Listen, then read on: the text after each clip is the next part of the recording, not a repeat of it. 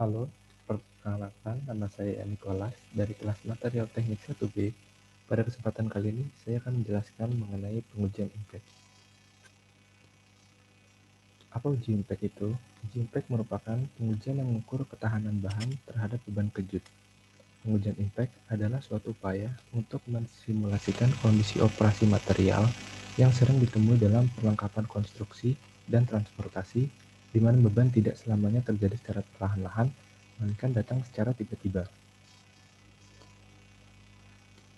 Tujuan pengujian impact secara umum, yang pertama, mengetahui pengaruh beban impact terhadap sifat mekanik material, mengetahui standar dan prosedur pengujian impact, mengetahui faktor yang mempengaruhi kegagalan material dengan beban impact, dan yang terakhir, mengetahui seberapa besar energi yang dibutuhkan untuk mematahkan benda kerja atau spesimen.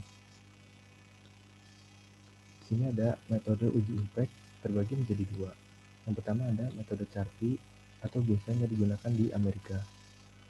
Ilustrasi metode Charpy ini, spesimen diberikan tumpuan di ujung-ujung spesimen, lalu gaya datang dari belakang petikan. Lalu ini ada bentuk ukuran dimensi dari spesimen metode Charpy. Sedikit ada 3 ukuran. Lalu ada metode Izot, biasanya digunakan di Eropa. Ilustrasi di metode Izot ini, jadi spesimen dihampit di bagian bawah, lalu gaya datang dari arah depan petikan seperti ini. Dan ini bentuk ukuran dimensi dari spesimen metode Izot. Persamaan yang digunakan pada pengujian impact secara umum ada energi impact, tenaga patah, energi yang diserap benda uji. Bisa dilihat E itu energi impact, HI harga impact, dan E energi yang diserap. Alat dan bahan yang digunakan selama pengujian impact. Yang pertama ada mesin uji impact itu sendiri. Kedua ada gergaji untuk membuat petikan. Ketiga ada amplas untuk membersihkan spesimen dari kerak. Lalu ada alat ukur berupa mista, mikrometer sekrup, atau jangka sorong. Yang terakhir ada spesimen. Tahapan pengujian. Yang pertama, membersihkan spesimen dari kerak yang menempel menggunakan amplas. Kedua, mengukur dimensi spesimen panjang ke lebar kali tinggi. Tiga, membuat alur atau tekik pada benda kerja tepat pada bagian tengah sedalam 2 mm dengan cara digergaji. Keempat, meletakkan spesimen pada anvil atau dudukan spesimen. Kelima, mengayunkan bandul. Keenam, mencatat data pengujian berupa energi untuk mematahkan spesimen dan besarnya sudut sisa ayunan bandul setelah mengenai spesimen. Masih di tahapan pengujian yang ketujuh, mengambil spesimen yang telah diuji untuk diukur dimensinya. 8. Mengamati penampang patahan spesimen dan menggambarkannya pada kertas untuk diidentifikasi jenis patahannya. Ini ada catatan, apabila pengujian dilakukan pada temperatur kamar, spesimen langsung diletakkan pada mesin uji impact. Lalu apabila diuji pada suhu 100 derajat, spesimen dimasukkan ke dalam air mendidih kurang lebih 15 menit.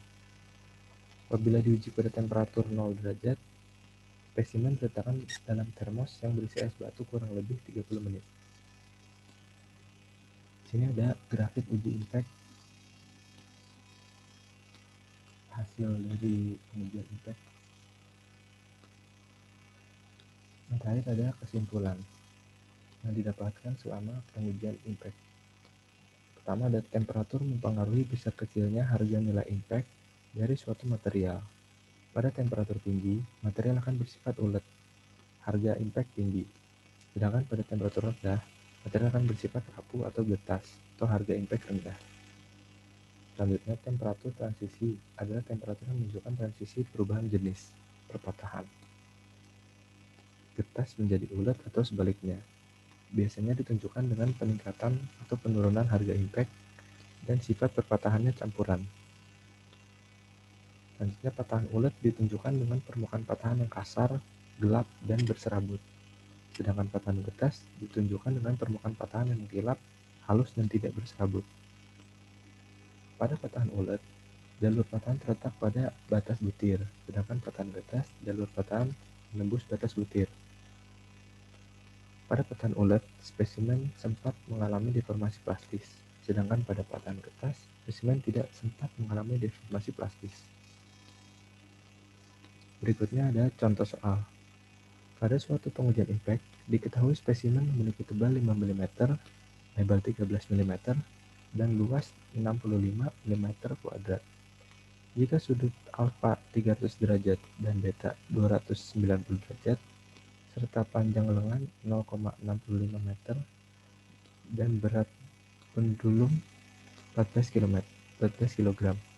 Tentukan energi impact dan tenaga patah pada gravitasi 9,81 meter per second kuadrat. Sini diketahui tebal spesimen, lebar spesimen, luas, sudut alfa beta, panjang lengan, beban pendulum, berat pendulum, kecepatan gravitasi. Lalu rumusnya E sama dengan N kali G kali R cos beta min cos alpha, lalu diketahui hasilnya 0,71 Joule. Untuk HI rumusnya E per A0 dan diketahui hasilnya 0,1 Joule per milimeter kuadrat. Sekian, terima kasih. Mohon maaf apabila ada kesalahan.